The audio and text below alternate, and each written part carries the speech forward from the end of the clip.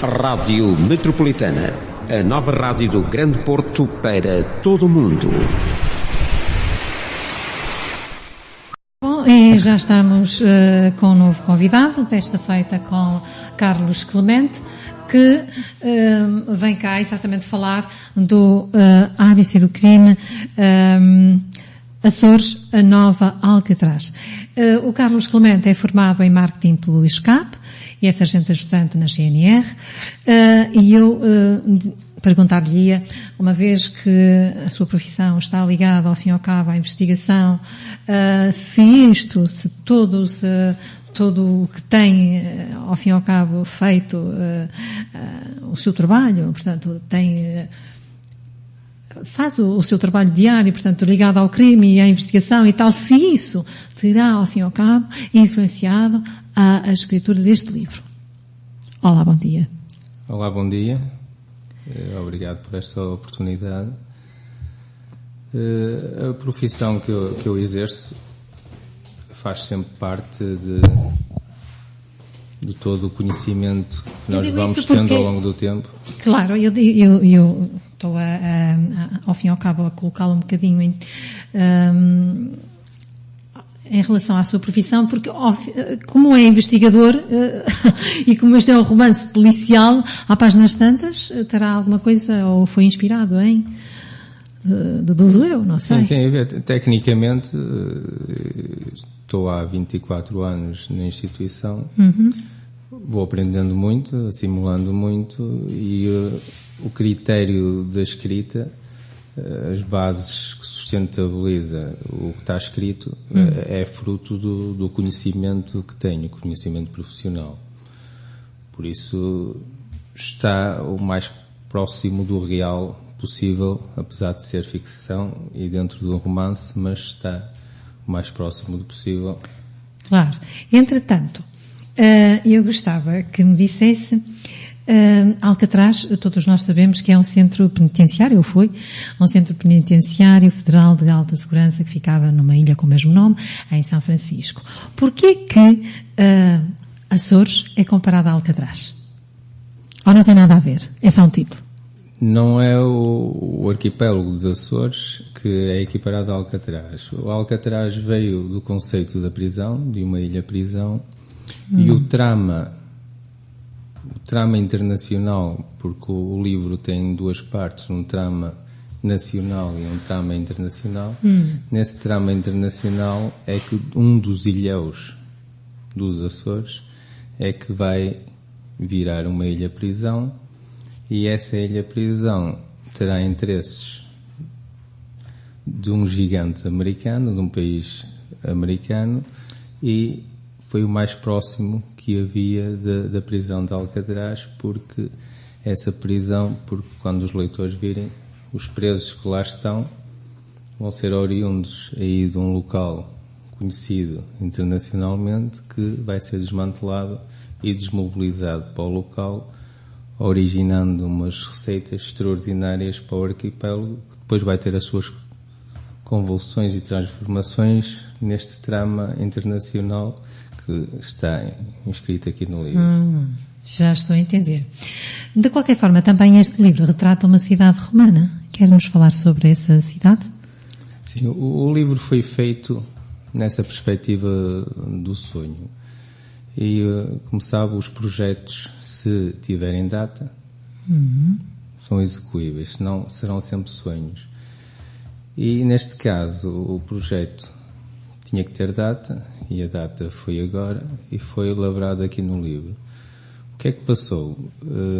A minha família é oriunda de Trás-os-Montes, em Mirandela, e, como sabem, os Trás-os-Montes, estas aldeias, ficam desertificadas. Os únicos momentos que têm pessoas é nos períodos do verão, às vezes no Natal, com o regresso dos imigrantes. Então eu pretendi dar um contributo a essa aldeia, que é Valtelhas, é uma freguesia de Mirandela, e é uma aldeia, a curiosidade é que foi uma aldeia que já foi uma cidade romana, que é o Pinetum. Pinetum foi um castro romano que está na aldeia e junto à aldeia. Então nada melhor do que idealizar, começou há cerca de 3 anos, como é que eu poderia dar o meu contributo para Pinetum, cidade romana, ficar no mapa. Então a ideia foi pegar nos conhecimentos todos que tinham, os policiais, de marketing e de coaching, e criar. Essa criação passou por criar personagens baseado em características que eu conhecia de algumas, criar as personagens desde a cor dos olhos ao número da sorte. Apesar de elas terem ficção, elas existem. Quando estou a falar de uma personagem, quando uma personagem está a falar, ela tem uma matriz com todos os dados sobre ela. E os locais também existem. Podem não estar tão próximos uns dos outros como está aqui na narrativa, mas eles existem. Então, ao pegar nesses locais e pegar nesses heróis da narrativa, o que é que eu fiz? Foi, como poderia fazer um trama no Porto, Lisboa ou Paris, decidi, por que não, fazer um trama, uma conspiração, um thriller psicológico, um jogo de mind games, em Pinetum, e suscitar a curiosidade das pessoas a visitar Pinetum. Pinetum vale telhas. Desta forma, se Pinetum tiver sorte e se a curiosidade das pessoas for desse encontro, transformar Vale Telhas um bocadinho tipo Harry Potter no Livraria Léo. Mas neste caso, o autor teve mesmo em Pinetum. Muito bem. Este é o seu primeiro livro? Sim, só fiz um pequeno manual de apoio institucional. É o seu primeiro livro. E foi lançado na passada sexta-feira. Conte-nos um pouco como é que decorreram as coisas da apresentação. Quem é que esteve lá? Quem foram os palestrantes? Para a apresentação, como eu sou de marketing, delineei a estratégia. Foi no escape, não é? Sim. Delineei a estratégia para o meu projeto. E a data coincidiu também com os 10 anos que fazia o meu grupo quando entrou no escape. Tudo bem pensado, não é, Carlos? Tudo pensado ali ao milímetro. Tínhamos o jantar, então por que não ser nessa data? Não poderia ser antes, por causa dos protocolos dos caloiros e isso. Então entendeu-se naquele dia e eu também aproveitei a data, seria naquele dia.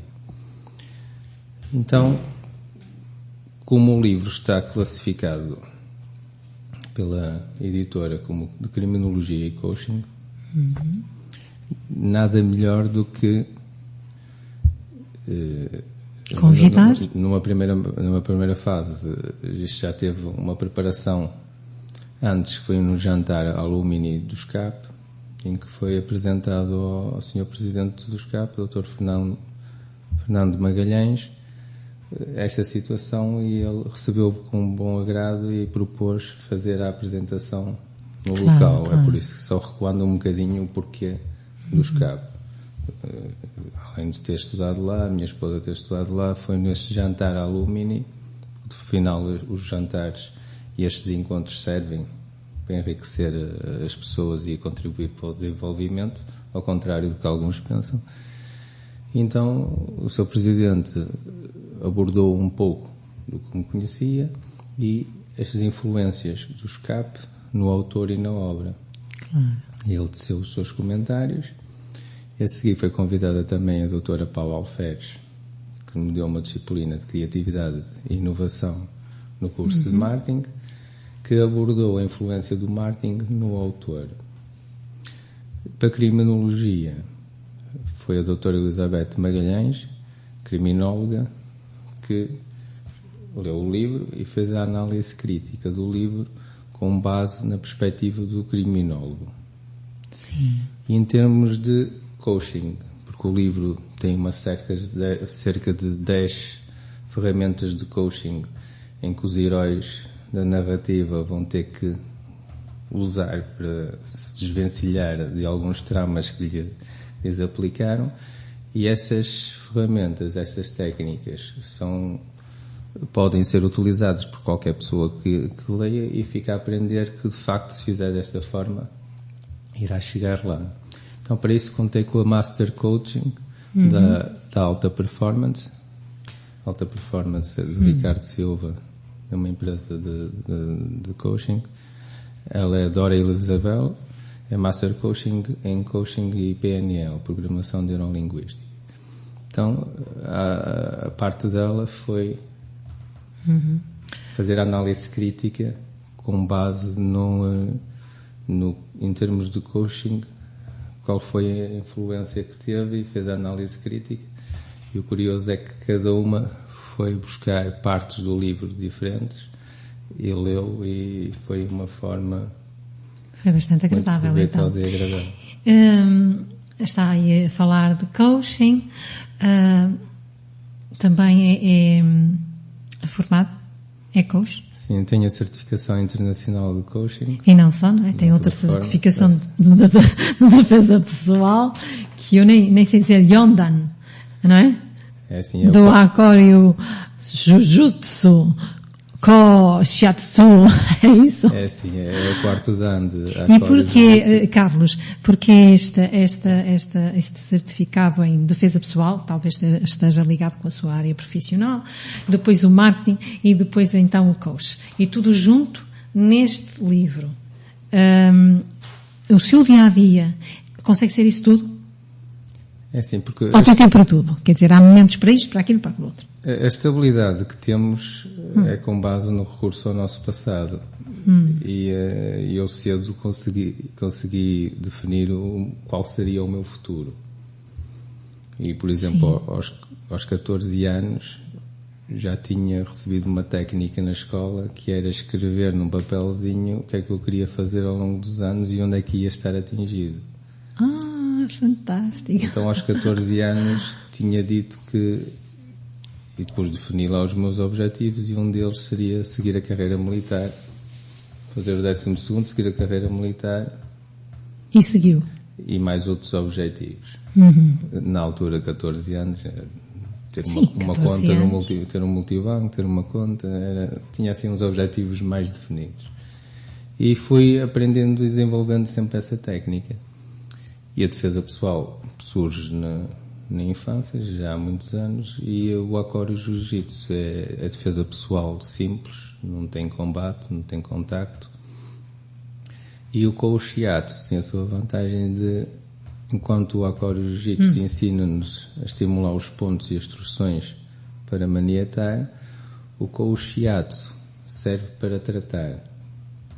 E o Coach Shiatsu foi ministrado pelo mestre Okai, do Okai Shiatsu Center, e esse know-how leva-me sempre comigo para me dar celeridade, e em qualquer local saber tratar uma contratura ou ajudar alguém a ultrapassar uma fase física e também mental.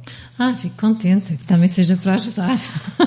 Eu sei que normalmente as pessoas que praticam esse tipo de artes marciais nunca as aplicam para magoar seja quem for, mas sim para defesa pessoal só e estritamente, não é?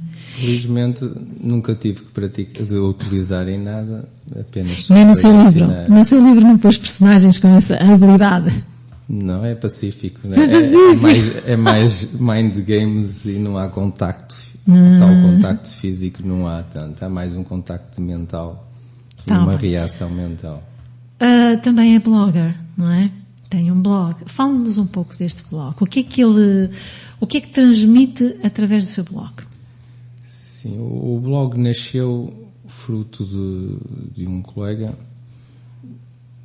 ter pedido ajuda e propor que eu fizesse desse apoio institucional, desse apoio, um apoio de coaching, de motivação a alguns colegas de trabalho e não só.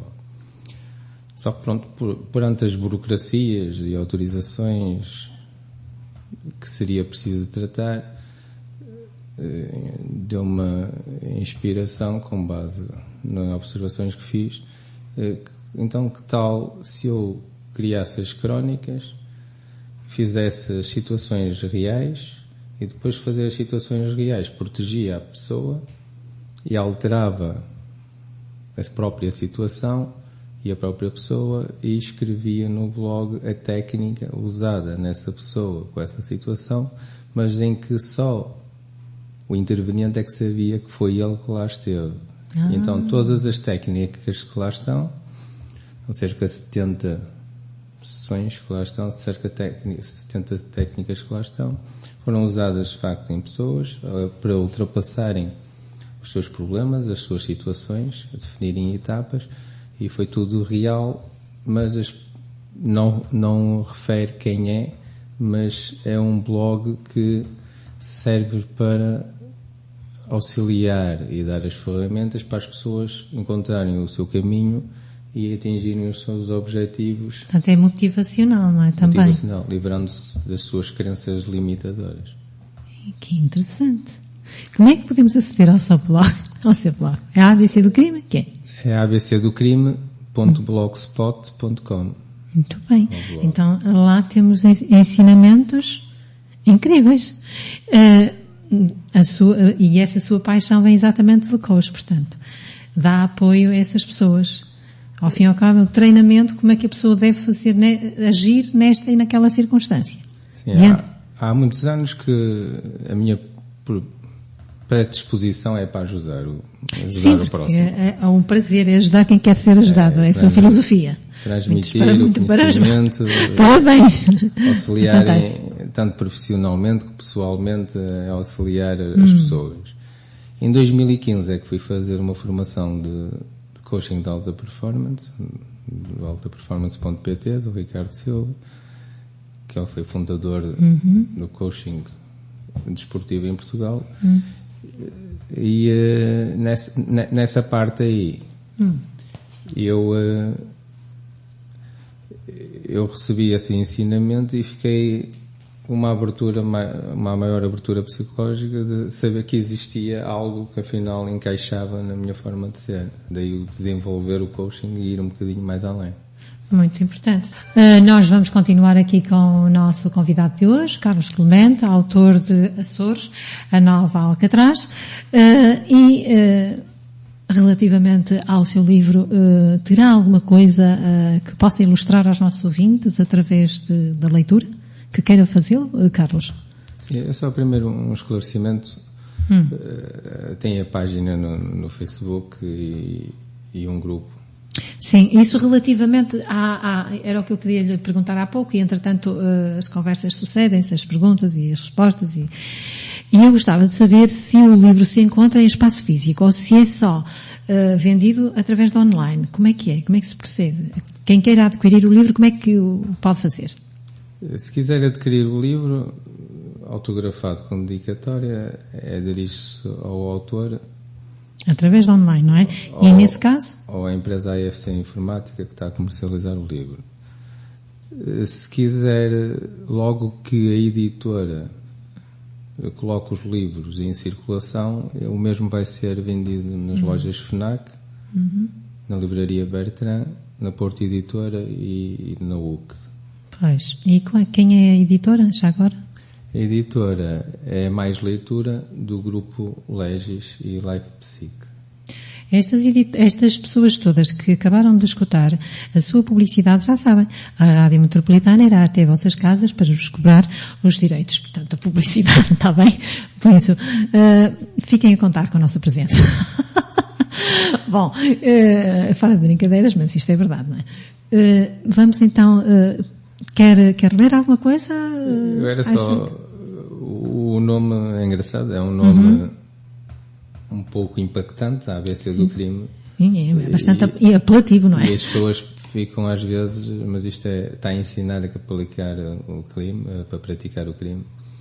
E então houve várias intervenções na página e no grupo sobre o nome assusta.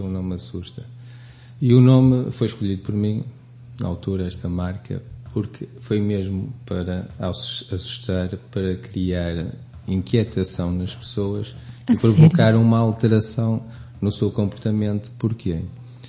Porque a ABC do crime serve para motivar as pessoas. Sim. E o crime, qual é? É quando as pessoas perdem as oportunidades que têm e desperdiçam as oportunidades que lhes surgem na vida. Então o crime está à volta de cada um no seu caminho desperdiçar o que de melhor teve na vida, porque isso é que de facto é que é crime. Então, eu julgava que o ABC do crime seria algo que nos iria ensinar os aspectos como nos devemos defender desse tipo de situações que despoletam um crime. Era mais por aí que eu pensava. Mas também pensava errado, não é? Por isso é que o Carlos Clemente está cá hoje para nos ensinar, para nos explicar. O ABC do crime é mesmo porque as pessoas fazem a si próprias. É de perder as oportunidades, não as encarar, não ter a atitude certa na hora certa. Fantástico. Não serem resilientes, não terem determinação e perderem tudo e os anos passarem e as pessoas olharem o que é que eu fiz. Isso é que é crime, desperdiçar oportunidades. E o objetivo foi esse, criar. Fantástico. Então, tem algum ensinamento a dar neste momento a tantos ouvintes que os estão a escutar? O maior ensinamento é terem a atitude certa na hora certa. Na hora de decidirem, ajam com atitude e não desperdicem as oportunidades, porque isto é uma passagem efêmera que estamos aqui na nossa vida, por isso não vale a pena desperdiçá-la. É encarar com atitude, e seguir respirar e seguir em frente. Muito bem. Quero então agora ler alguma passagem do livro? Presentear-nos com isso? Sim, um bocadinho aqui sobre o livro. Está bem. Entramos aqui na parte do... Entramos aqui na parte dos Açores. Os Açores, estou curiosa com os Açores. Focarei aqui um ponto importante, que será o reencontro e uma parte aqui dos Açores. Os Açores, porque tem uma parte aqui sentimental de um alerta para o que as pessoas fazem e não estou certo que teria sido isso que passasse pela cabeça dos pescadores ou de agentes na altura, mas é o sentimento que eu tenho da percepção nos Açores e da caça às baleias, foi esse, e é por isso que escrevi estas palavras aqui. Vamos então escutar. Eu creio que o Carlos Clemente, para escrever essas palavras, com certeza que vivenciou tudo isso, não é? É o sexto capítulo, o cachalote. Bem comidos e submetidos a umas provas de queijos secos, mas o que mais puxava a bebida era o ardor da boca do intenso picante. Na categoria dos licores havia para todos os gostos, desde a ginga ao lagido. Depois de um saboroso cafezinho, trancoso sai para espairecer e esticar as pernas. Entretanto, fico mais um pouco e contemplo um balcão exuberante feito de osso de cachalote, fazendo lembrar os velhos tempos em que o homem desafiava a besta. Sim, porque se punha à prova um punhado de homens a navegar num pequeno barco, que face à dimensão da baleia mais parecia uma casca de noz. O equilíbrio das forças era alterado face à presença do arpão, idêntico aos fixados agora na parede, servindo de cabides para casacos. Os pescadores refletiram que caçar baleias, sujeitando-os a tamanha barbárie, transformaram os Açores num mar vermelho, num oceano que fazia sangrar os seus filhos, considerando que seria contraproducente o lucro da morte ou a possibilidade do elixir de um novo sorriso, num ambiente em que homens e baleias se contemplavam, interagiam em um crescimento sustentado e sobrevivência das espécies. Agora os momentos da história vermelha eram imortalizados em museus. O arquipélago virara um santuário com uma riqueza ímpar de seres marinhos. Gigantes do mar, carregados de rémoras, cruzavam as ilhas como de autênticos porta-aviões se tratasse. Estava maravilhado. E por momentos interiorizei o passado e vivenciei o presente. Tão embrenhado estava nesta linha de raciocínio que fez-me esquecer o meu compincha, que havia saído para espairecer e ainda não tinha regressado. No decurso deste limbo de ideias, fora abordado por um marinheiro aposentado, dizia ele apontado para o balcão. Eram tempos difíceis. Perdera alguns familiares e amigos nesta luta. Dizia então que era tudo à mão, desde o remar até o arpoar. E acidentes aconteciam. Em terra as nossas marias estavam sempre em sobressalto. Durante essas décadas o continente havia-se esquecido de nós. Os ilhéus tiveram que emigrar para as Américas ou permanecer e lutar com um mar difícil, por vezes com um oceano de insuficiências de carências materiais, humanas e de conforto. Restava apenas o confronto com estes geniais seres marinhos, que choravam. Seus sons eram tão intensos que penetravam nos nossos íntimos. Baleias jovens ficavam sem as mães e navegavam junto à sua carcaça. Mesmo em terra, ouvíamos o chamamento das crias, perdidas, desorientadas. Tudo isto mexeu com as gentes da ilha e, por fim, tivemos que dizer basta. Chegava de mortes. O balanceamento entre as partes tinha chegado. Pois, ao fim e ao cabo, quando nos lê isso, que mensagem é que quer deixar às pessoas? É um alerta, ao fim e ao cabo, para a situação, não é? Da pesca, à baleia, aos cachalotes, essas coisas, e a fraca construção e as mortes, consequência, a fraca construção de embarcações e a consequência das mortes das pessoas, não é? Da perda de vidas. Isso ainda acontece? Ou já não? Não, já não se pratica esta parte. Ainda mas bem. Um dos objetivos foi que, independentemente das ações que tenhamos tido no passado, devemos olhar para o futuro e ver que em harmonia consegue-se mais soluções e traz-se mais riqueza à nossa vida e aos nossos. Então essa é a mensagem. É por isso que os Açores transformou-se num santuário e agora tem uma procura imensa sobre o espaço marinho, graças à proteção que tiveram e souberam evoluir. Isso é fantástico. Claro que sim. Entretanto, também, ainda no coach, o Carlos Clemente está a prestar, ou presta, coaching aos miúdos de patinagem artística e não só. Mas acho que já ouvi a patinar não sei onde.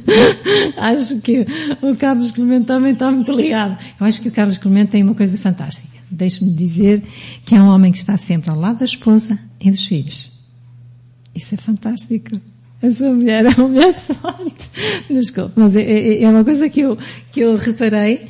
O Carlos está sempre ao lado da mulher e dos filhos. A sua família é o seu esteio. É o seu porto-abrigo. É isso? Tem que ser. Temos de ter alguma retaguarda. Pois. Então, no que concerne à patinagem artística, as crianças com dificuldade de focalizarem-se, eles vão ter consigo, como é que sabe destas crianças? Eles procuram as famílias? Como é que chega até elas? Sim, a minha aventura no coaching deveu-se à patinagem artística. Que engraçado, eu gosto tanto de patinagem artística. Os meus filhos inscreveram-se, fruto da proximidade, no clube O Rolar Matosinhos. Ele é treinado por o Hugo Chapoto. É um campeão entre os campeões, provavelmente o melhor treinador do mundo. Uau. E transforma aquelas crianças em campeões. Tecnicamente sou um desastre, não percebo nada de patinagem artística. Mas eu vi lá, e a esposa lá, desal. Aquilo tem uns nomes muito técnicos e eu pouco percebo, só se eles se caem ou não caem, se estão harmonizados ou não.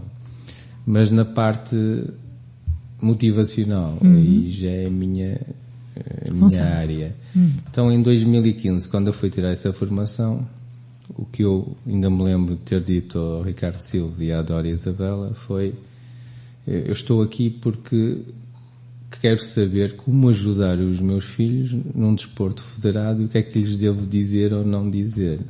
Então esse foi o caminho que eu comecei em 2015, tentar entender os atletas e tentar entender os meus filhos na perspectiva de serem atletas de competição e provavelmente poderão ser de alta competição, mas o que é que eu poderia fazer como coach ou o que eu deveria fazer como pai?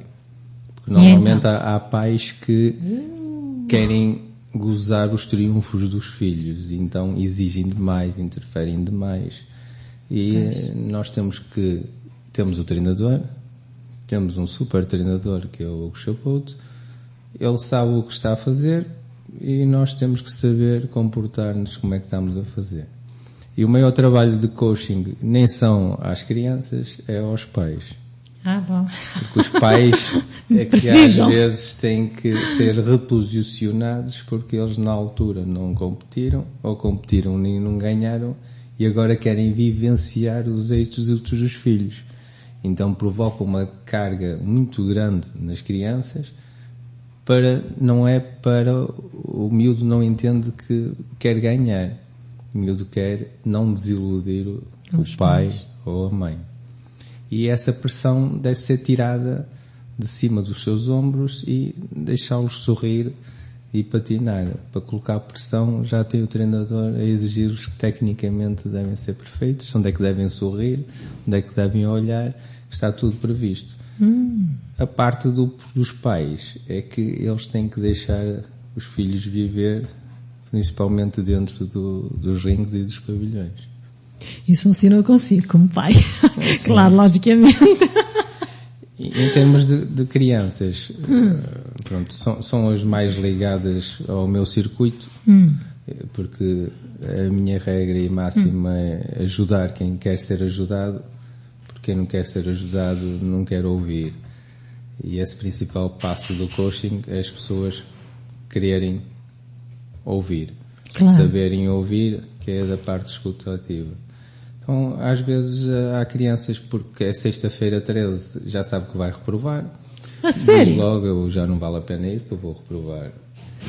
Há outros que vêm os árbitros, eu vou reprovar. Está ali aquele árbitro que me dá azar, já sei que vou reprovar, ou vai-me dar uma má nota, eu então o miúdo entra em bloqueio. Ou então o meu pai ou a minha mãe não veio, eu vou reprovar, ou veio e eu vou tirar má nota, ou está ali alguém e eu vou cair. São pequenas crenças limitadoras que de facto interferem com o atleta a executar a sua prova. E portanto está lá o Carlos Clemente a dar-lhes aquela força. Há alguns mais próximos e outros que peçam, ou outros que sentem alguma necessidade e olham para mim com olhos quem está a pedir, aí eu tenho a liberdade de chegar à beira deles, olha, faz assim. E fazem isso gratuitamente? Sempre. Fantástico. Mais um voluntário. Que bom ser voluntário. Há uma força mais poderosa que o vapor, a eletricidade e a energia atómica. A vontade. Isto segundo Albert Einstein. Também é um homem cheio dessa força, de vontade? Da vontade? Isso, a vontade é o que nos leva a atingir os nossos objetivos, a superar as nossas deficiências e os nossos problemas. Eu tenho um episódio engraçado, não tem assim muita graça, mas é muito elucidativo do que é a vontade. Eu por proposta de dois amigos que fiz coaching na parte da corrida e de motivação e preparei-os, fizemos os caminhos de Santiago em abril e alguns lá no meio... Faz muitas caminhadas, não faz? É sim, participo em vários trails, contacto com a natureza faz bem e o último dos quais foi nos passadiços do Paiva no último domingo, e até o meu mais pequenino também fez 8 km e 700 com 5 anos, então se ele consegue, acho que toda a gente consegue. Então estávamos alguns lá no meio do monte, nos caminhos de Santiago, e vinha um grupo que nós até tínhamos nos enganado num sítio e perguntámos, eles interviram. Depois mais tarde eu vi que ela já o tinha visto, uma das meninas do grupo, com grandes dificuldades em andar. O mais curioso é que essa menina, chamada Cindy, nas descidas, nos montes a descer, ela descia de costas, porque tinha uma dor lacinando no joelho, descia de costas. E deu-me vontade de ir ajudá-la. Chiato. Tinha vontade de ir ajudá-lo, mas podia levar a mal o que é que este indivíduo quer aqui nesta situação. Mas depois eles ajudaram-nos no caminho, depois mais tarde também, depois encontrámos-nos noutro sítio em que ela descia outra vez o monte, enquanto os outros desciam. Ela descia de costas, porque não aguentava com o joelho. Então, perguntei se eu podia ajudar, e ela disse que queria ser ajudada. Então, com o recurso ao shiatsu do mestre Okai, me ensinou. Na defesa pessoal nós aprendemos a tratar e aprendemos a imobilizar. É essa a vantagem.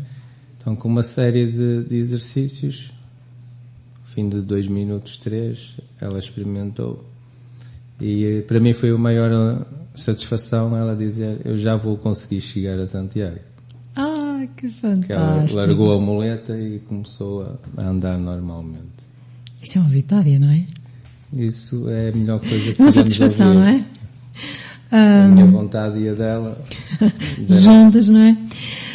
Eu ia lhe perguntar se pensa que a vontade é suficiente numa sociedade tão competitiva e egocêntrica como é a nossa. Mas, havendo assim pessoas como o Carlos, que deve haver, acho que deve haver muitos Carlos Clemente, não é? Talvez não seja assim tão difícil. O que lhe parece? Felizmente há muitas pessoas predispostas a ajudar. Não dão o passo, e se calhar eu também não o dou. É por isso que eu defini há cerca de 1 ano e pouco, porque nem toda a gente quer ser ajudada. Há pessoas que querem saber por curiosidade, querem saber porque querem, mas não querem o que nós dizemos, entram num ouvido e saem no outro. Quer dizer que sabem, não é? Resumindo, todo o tempo que gastamos com essa pessoa fica desperdiçado. Então a nossa vontade também, à medida que vamos desperdiçando tempo, a nossa vontade vai diminuindo em ajudar. Então defini essa parte de ajudar quem quer ser ajudado. Torna-se mais fácil, mais genuíno e mais satisfatório. Muito obrigada.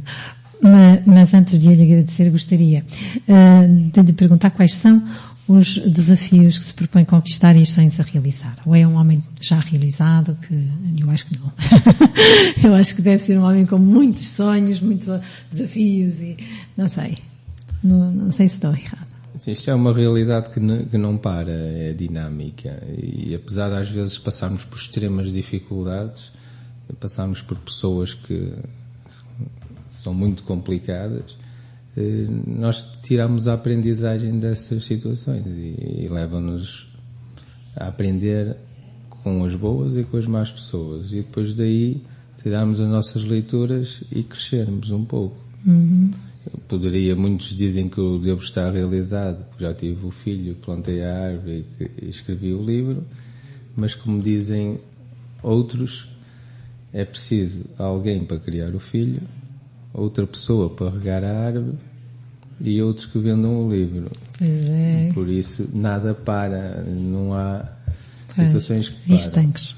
Agora, o que é e o que é que se aconselha é que todas as pessoas tenham uns objetivos realizáveis no tempo, e que sejam mensuráveis, palpáveis e atingíveis, que são os objetivos SMART específicos, e não queiram ir à Lua. Pois. Mas podem querer ir a Vila Nova de Gaia, aí já é execuível. Ora bem, eu ia lhe perguntar qualquer coisa, mas entretanto já me perdi. Eu acho que o Carlos é uma pessoa tão calma, tão tranquila, que quem está à sua beira também fica assim.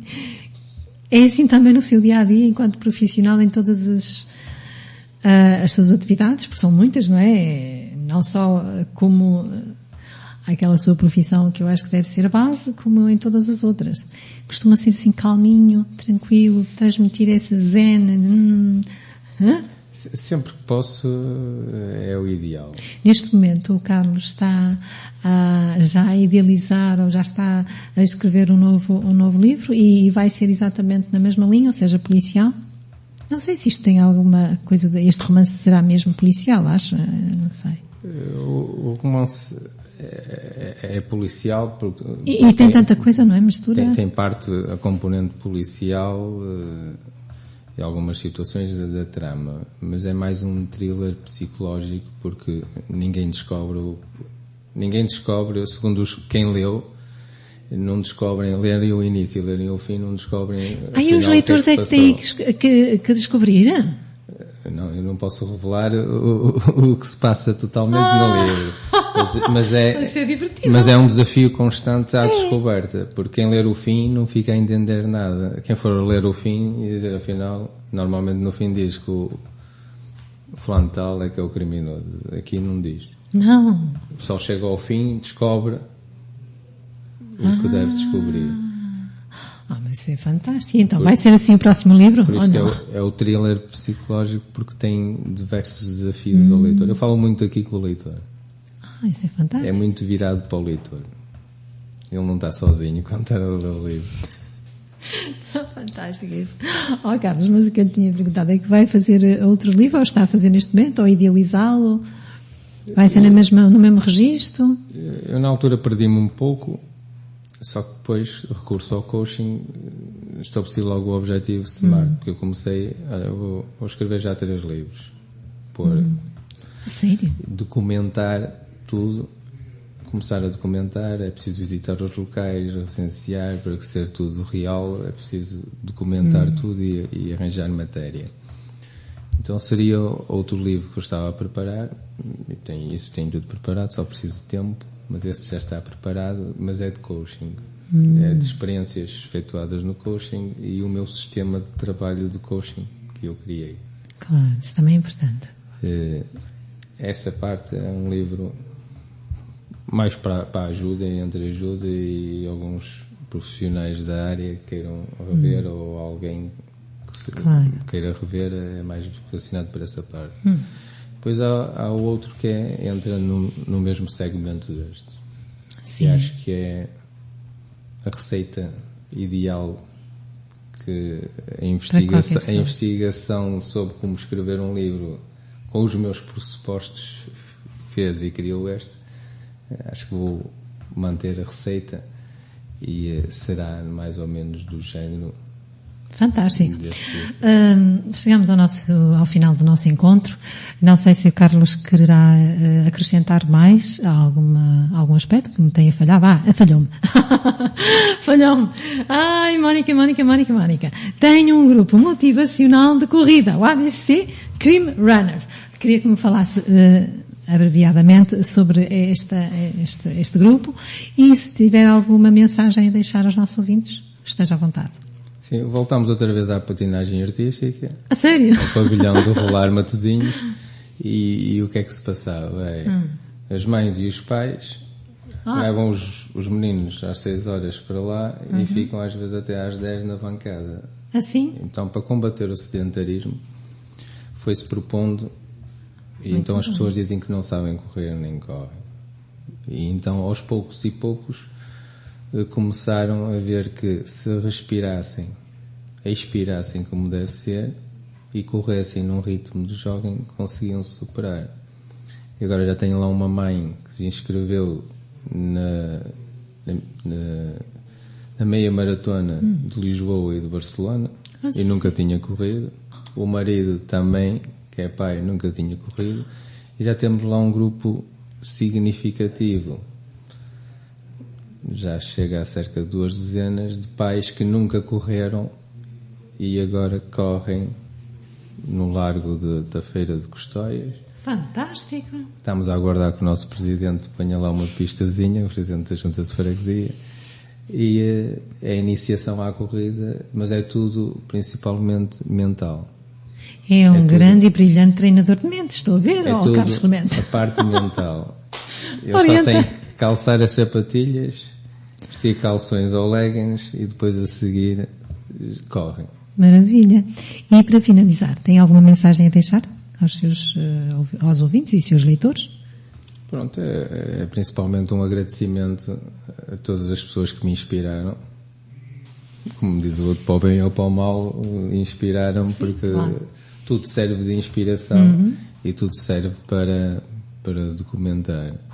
E aquelas pessoas que sorriem quando nós passamos, que continuem a sorrir, porque a vida deve ser feita a sorrir. E é tão bom, eu também sou apologista que o sorriso é uma maravilha. Não há nada melhor que um sorriso, umas boas gargalhadas para afastar a tristeza. Carlos Clemente, eu espero que o seu livro seja um êxito, seja um sucesso, eu creio que sim, pelo que pôde ilustrar ao longo desta nossa conversa. De facto, é excepcional, é um livro com o qual nós todos iremos aprender com certeza. E assim que tiver outro, já sabe, pode vir até à Rádio Metropolitana ao Porto de Encontro. Foi um prazer conhecê-lo. Continua assim, gostei de si. Obrigado. Metropolitana, a rádio feita a pensar em si.